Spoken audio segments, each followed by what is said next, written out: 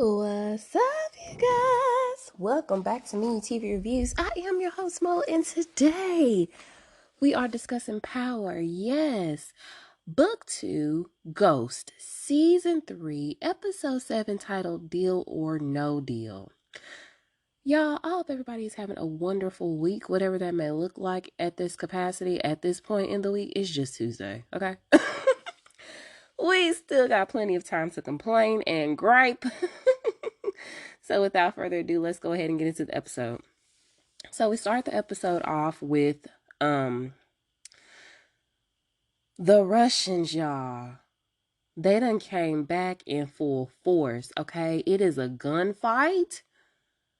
And our crew is not winning, okay? Kane's crew, they all down for the count. So before Big Boy take his last breaths, honey, he done got popped already. He on the ground. He trying to send a text message to Kane 911 that the Russians is coming, right? So he sends that message off, and then right after that, the Russian comes over, and he was like, bitch ass, talking shit, right? End up getting popped, dead in the dome. All right, that's the end of Fat Boy, okay? Thick Boy. So then, after he puts a bullet in his brain, he sends a follow-up message to Kane saying that because they popped one of their crew, what's his name, Pavel? I'm not even finna slaughter dude name. Because they ended up popping old boy at the funeral, then this is get back, all right? They come in, and like I said, now they in full force. So, I don't know what's gonna happen, y'all. Who y'all think? Everybody can't survive. Somebody gonna have to lay down for this one. So, we go over to Monet, and Monet is telling Gordo that he needs to back up. Little baby Castillo. He needs to back up because the fire's getting too hot in the kitchen, and he want baby Castillo to back up off of Drew for a minute, give him a little bit of breathing room, especially with all this Russian stuff going on. So baby Gordo was like, okay, yeah, no. I'm going to keep seeing Drew. And honestly, I think that the real reason that you want me to back up is because you don't want Drew to find out that you're the reason that his dad is sitting 6 feet under right now. And so Monet was like, boy, is you threatening me? And he was like, no, I'm just saying, okay, if I can keep a secret, then you can keep a secret as well. Drew ain't got to find out about none of this, okay? Because at this point, both of us is a liability. So if you won't tell, then I won't. But I'm still going to continue to see Drew. And you ain't going to do nothing about it. And she was like, oh, yeah, is that right? He was like, yeah, that's right. Oh, Lord. Yeah, baby Castillo is probably going to be the next one to go. Okay, and I hate to say it, but I think Drew might be definitely in the line of fire, especially with him starting this whole beef with the Russians thing. So, we'll see, but I'm pretty sure Monet will find a way to get herself out of this one. So then we go over to Tariq.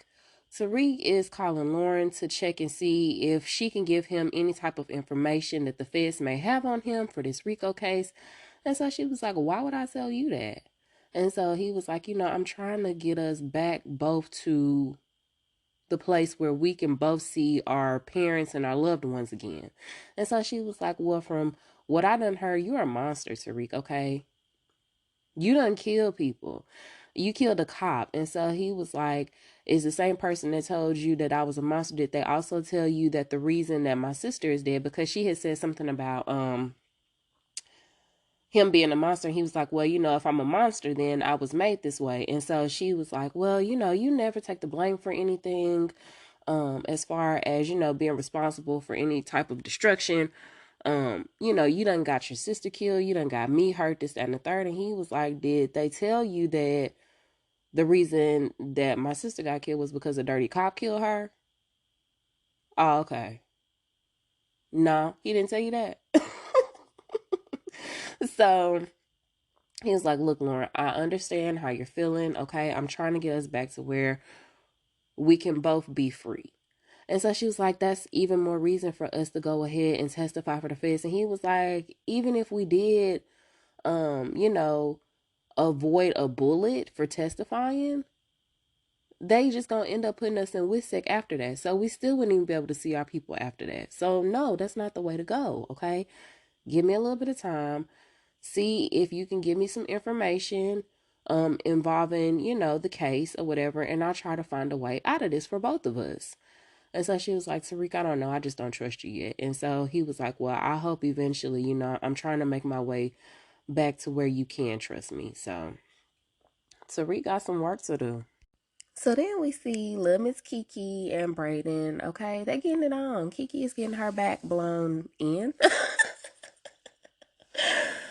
by Brayden, honey. And yeah, I think she was putting on towards the end. But anyway, so they finish, and Brayden is still just kind of like off kilter because of this whole situation with Tariq.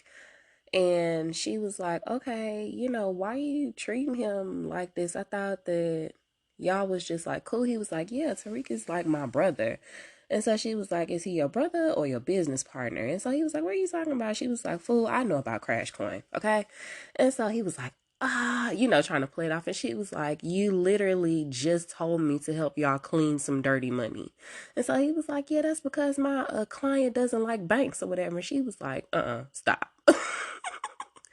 Okay, I'm already on to you and your tricks, Brayden. You are not as smart as you think, okay? And if you are smart, then I'm smarter than you. I figured it out. So she ends up giving him credit for coming up with the idea in the first place, okay? This is cool. Okay, you came up with Crash Coin, and then he was like, yeah, Tariq came up with the coffee part of it, but I came up with the Crash Coin part of it, or whatever. And said something about the coffee staying hot, and he was like, yeah, we all know that the false bottoms, you know, keep the coffee warmer, okay. And so then she ends up telling him like, no, like, I think this is a pretty ingenious idea, like this is pretty dope how you were able to sell illegal drugs and then clean the money all in one fell swoop. Okay, all the while it's pretty easy to dress up drugs. Like, that's the easy part of it. But, you know, trying to move millions legally per day, like, that's hard shit. So I commend you for doing that. And so she was like, you know, since you came up with the Crash Coin part of it, which seems to be like the brains of the whole thing, why are you stressing this whole situation with Tariq so hard? Like, do you even really need him for your operation? And she was like, I ain't gonna tell nobody about it. You know, I'm good. Okay, we kicking it.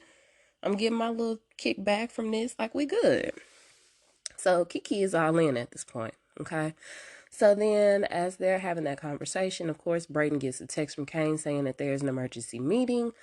And so he comes over, and then we see Monet. Okay, so I forgot to tell y'all earlier that after baby Castillo done shook down Monet, she ended up texting the boys that it was time for an emergency meeting. So Monet is getting on to them about just not finding out about this Noma chick because it sounds like she don't play no games, okay? And then she also wants to figure out how in the world they're going to deal with the Russians because this ain't going to last for too much longer. And so she she ended up looking over there at Brayden, and he Kane was like, oh, don't ask Taylor Swift about no solutions for the streets. That is not his department. Y'all gonna quit coming for Brayden. And so she was like, all right, well, you seem to think you got this all in the bag, Einstein. What's your bright ideas? And so he was like, well, you the one that's calling the shots. You the boss. So what you got? And she's like, where's Drew? And so he ends up telling her that Drew and baby Castillo, they are cleaning the streets up from the drugs. And then what else did he say? He said he's going to keep pushing drugs through the Ivies and the universities and through Wall Street. That way they can also maintain some income, right? So she was like, okay, cool, but we need to hurry up and try to get back out on the street soon because, you know, if we're off the streets for too long, the Russians is going to think that they can just come over and take on our turf, which that ain't happening. So he had said something